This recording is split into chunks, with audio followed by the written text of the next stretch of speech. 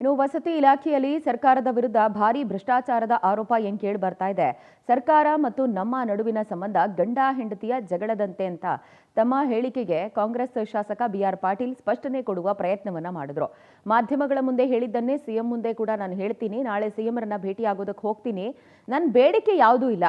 ಹೊಸಪೇಟೆಯಲ್ಲಿ ಹಿರಿಯ ಶಾಸಕ ಬಿಆರ್ ಪಾಟೀಲ್ ಈ ರೀತಿ ಪ್ರತಿಕ್ರಿಯಿಸಿದ್ದು, ಮಾಧ್ಯಮಗಳ ಪ್ರಶ್ನೆಗೆ ಕೆಲವು ಪ್ರಶ್ನೆಗಳಿಗೆ ಎಸ್ಪೆಷಲಿ ಜಮೀರ್ ಅಹ್ಮದ್ ಖಾನ್ ಅವರ ಸುದ್ದಿಗೋಷ್ಠಿಯ ಕುರಿತಾಗಿ ಉತ್ತರಿಸೋದಕ್ಕೆ ಬಿಆರ್ ಪಾಟೀಲ್ ಹಿಂದೇಟು ಹಾಕಿದ್ದು ಕೂಡ ಕಂಡುಬಂತು. ಹೈಕಮಾಂಡ್ ಏನಾದರೂ ಸೂಚನೆ ಕೊಟ್ಟು ಆ ಹಿನ್ನೆಲೆಯಲ್ಲಿ ಬಿಆರ್ ಪಾಟೀಲ್ ಸೈಲೆಂಟ್ ಆದ್ರ ಅನ್ನುವಂಥ ಪ್ರಶ್ನೆಗಳನ್ನ ಕೂಡ ಅವರ ರಿಯಾಕ್ಟ್ ಮಾಡಿದಂತಹ ರೀತಿ ಆಗಿರ್ಬೋದು ಅಥವಾ ಅವ್ರನ್ನ ನಡೆ ಆಗಿರ್ಬೋದು ಹುಟ್ಟಾಕ್ತಾ ಇದೆ.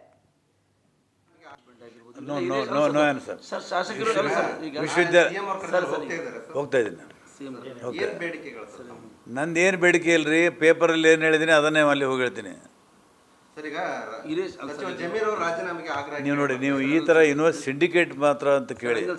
ಶಾಸಕರಾದ ನೀವು ಬಿಆರ್ ಪಾಟೀಲ್ ಆಗಿರ್ಬೋದು, ದೇಶಪಾಂಡೆ ಆಗಿರ್ಬೋದು, ಆರ್ ರೆಡ್ಡಿ ಆಗಿರ್ಬೋದು, ಇವರು ಎಲ್ಲ ಅಸಮಾಧಾನ ಮಾಡ್ತಾರೆ. ಆರ್ ರೆಡ್ಡಿಯವರು ಹಿಂದೂ ಸಹ ಸ್ವಾಭಾವಿಕವಾಗಿ ಸಂಸಾರ ಅಂದ್ರೆ ಗಂಡ ಹೆಂಡತಿ ಜಗಳ ಇದ್ದೇ ಇರ್ತದೆ.